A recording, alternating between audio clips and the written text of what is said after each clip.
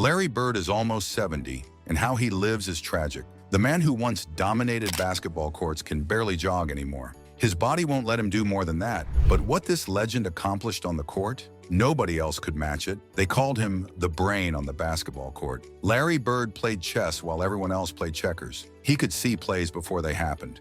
His basketball intelligence was unlike anything the NBA had ever seen. Bird's genius came from an unusual place. Most young players today spend years in organized youth basketball. Bird was different. He learned the game playing pickup basketball against older, more experienced players in his hometown. These seasoned opponents taught him a smart brand of basketball that became his foundation. They couldn't outrun the young kids, so they had to outthink them. Bird absorbed every lesson.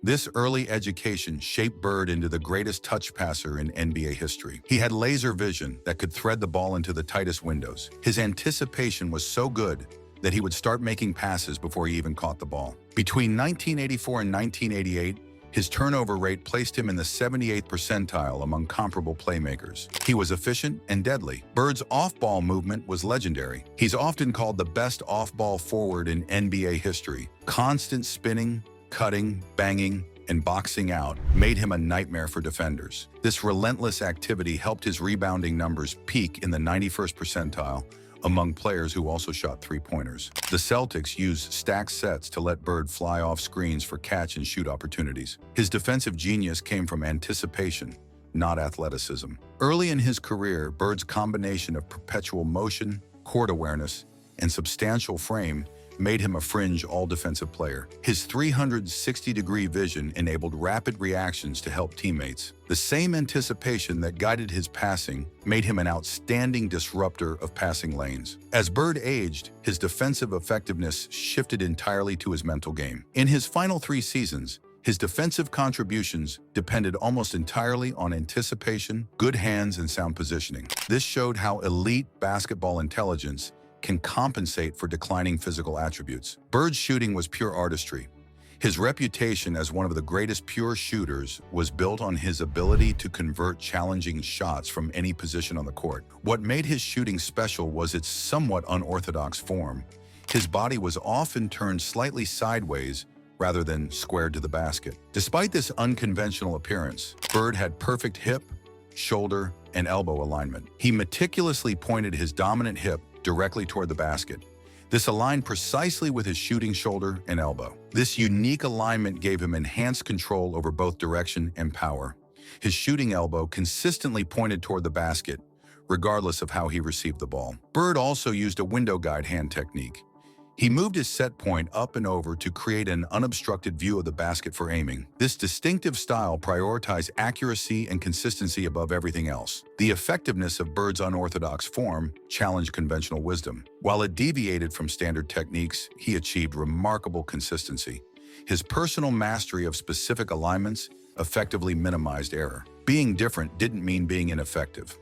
Bird holds the distinction of being the first player ever to achieve the coveted 50-40-90 club. This statistical benchmark requires shooting 50% from the field, 40% from three-point range, and 90% from the free throw line over a full season. Only 3 players in NBA history have done this in multiple seasons. Bird's shooting mastery peaked during consecutive 50-40-90 seasons in 1986-87 and 1987-88. In 1986-87, he shot 52.5% from the field, 40.0% from 3, and 91.0% from the free throw line while averaging 28.1 points per game. The following season was even better.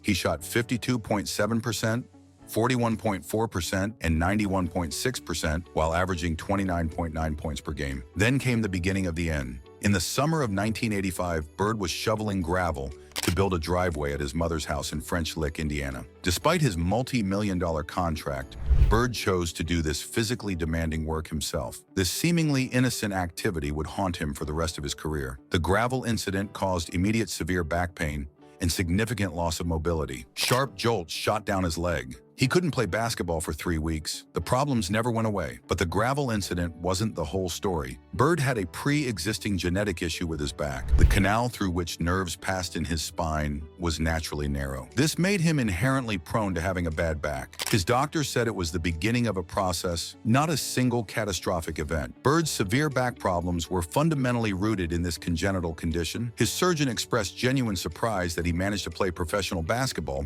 for as long as he did with this underlying issue. By 1992, his injuries were the cumulative outcome of years of relentless physical demands. Bird's playing style accelerated his breakdown.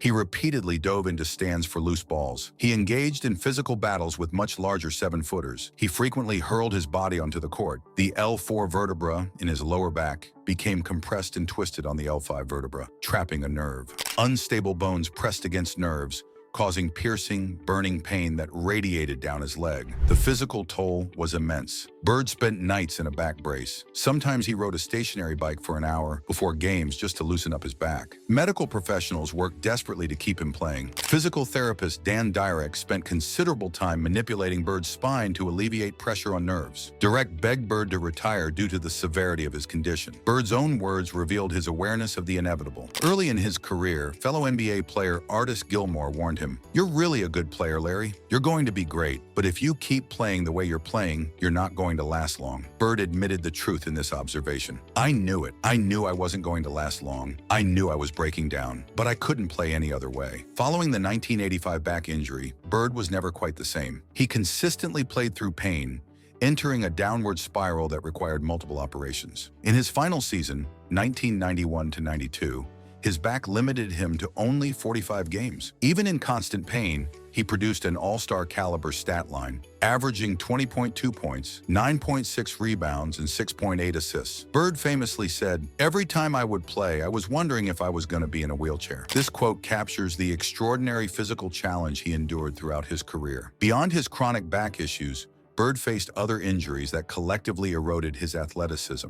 He experienced persistent problems with his feet and hands. Surgery on both heels restricted him to only 6 games during the 1988-89 season. Later, he dealt with Achilles injuries and bone spurs. Bird's intense training regimen likely contributed to shortening his career. He ran miles before and after games. He acknowledged a relentless internal drive, stating he felt he had to do more in terms of running and biking to stay competitive. Bird's body eventually succumbed to the relentless demands of NBA play. He retired on August 18, 1992, shortly after winning a gold medal with the iconic Dream Team at the Barcelona Olympics. He retired just 209 points shy of 22,000 for his career. The Boston Celtics immediately retired his number 33 jersey. Following retirement, Bird remained involved in basketball. He served as a special assistant with the Celtics, then became head coach of the Indiana Pacers from 1997 to 2000. In his first year, he earned NBA Coach of the Year and guided the Pacers to the NBA Finals in 2000. Bird then moved into front office roles, serving as president of basketball operations for the Pacers. He received NBA Executive of the Year in 2012, but Bird's health continued to be a significant challenge. He was grudgingly forced to step down from his presidential role in 2012 due to chronic back problems and other health issues. The wear and tear from his playing career manifested in various health complications, including an enlarged heart and atrial fibrillation. Bird has openly discussed his concerns about the longevity of tall basketball players. "You don't see many 7-footers walking around at the age of 75, he observed. Today, Bird's physical limitations are severe. He can no longer engage in strenuous workouts. He's limited to jogging